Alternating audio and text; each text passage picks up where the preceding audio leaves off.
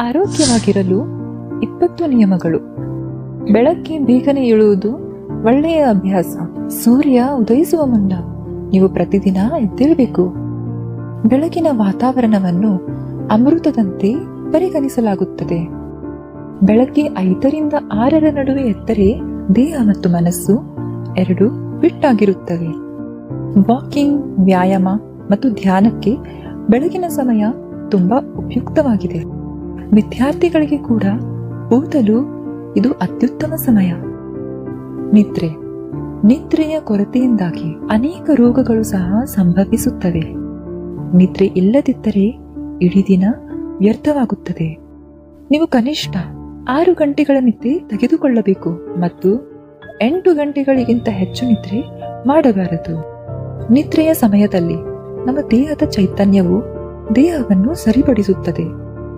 ದೇಹವು ವಿಶ್ರಾಂತಿ ಪಡೆಯುತ್ತದೆ. ಇದರಿಂದಾಗಿ ನಾವು ಸಂಪೂರ್ಣವಾಗಿ ರಿಚಾರ್ಜ್ ಆಗುತ್ತೇವೆ.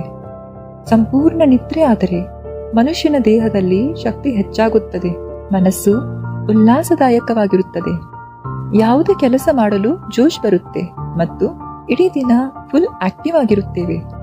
ಅದರಿಂದ ಕನಿಷ್ಠ 6 ರಿಂದ 8 ಗಂಟೆ ನಿರಂತರ ನಿದ್ರೆ ಮಾಡಿ. ಪ್ರತಿದಿನ ವ್ಯಾಯಾಮ ಮಾಡುವುದು ನಿಮ್ಮನ್ನು ಆರೋಗ್ಯವಾಗಿಡಲು ಹೆಚ್ಚು ಸಹಾಯ ಮಾಡುತ್ತದೆ. ಕನಿಷ್ಠ 20 ನಿಮಿಷಗಳನ್ನು ವ್ಯಾಯಾಮಕ್ಕಾಗಿ ಅಡ್ಜಸ್ಟ್ ಮಾಡಿಕೊಳ್ಳಿ.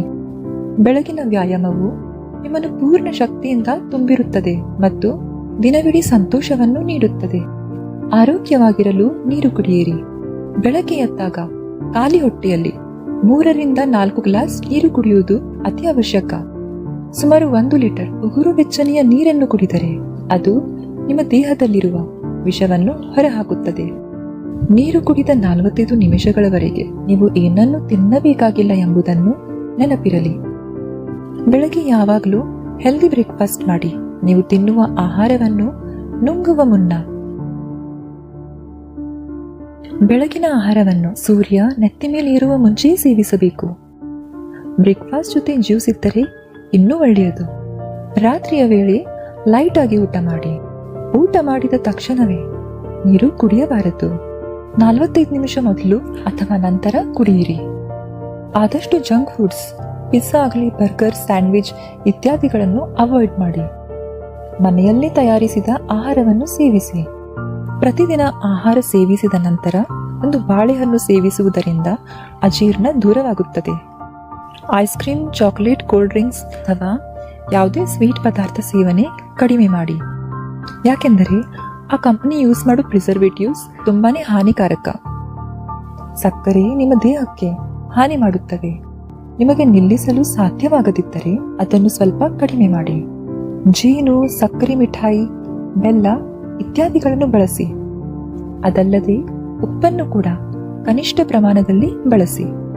ನೀವು ಉಪ್ಪು ತಿನ್ನುವುದಾದರೆ ರಾಕ್ ಸಾಲ್ಟ್ ಅನ್ನು ಮಾತ್ರ ಬಳಸಿ. ನಿಮಗೆ ಉಪವಾಸ ಮಾಡೋ ಅವಕಾಶ ಸಿಕ್ಕಾಗ ಉಪವಾಸ ಮಾಡಿ. ನನ್ನ ಈ ಪುಟ್ಟ ಪ್ರಯಾಸ ನಿಮಗೆಲ್ಲ ಇಷ್ಟ ಆಗಿದೆ ಅನ್ಕೊಂತೀನಿ. ಈ ತರಹದ ಹೆಚ್ಚಿನ ವಿಡಿಯೋಸ್ಗಾಗಿ ಸಬ್ಸ್ಕ್ರೈಬ್ ಮಾಡಿ, ಲೈಕ್ ಮಾಡಿ, ಕಮೆಂಟ್ ಮಾಡಿ, ಶೇರ್ ಮಾಡಿ. ಕೇಳಿದ್ದಕ್ಕಾಗಿ ಧನ್ಯವಾದಗಳು.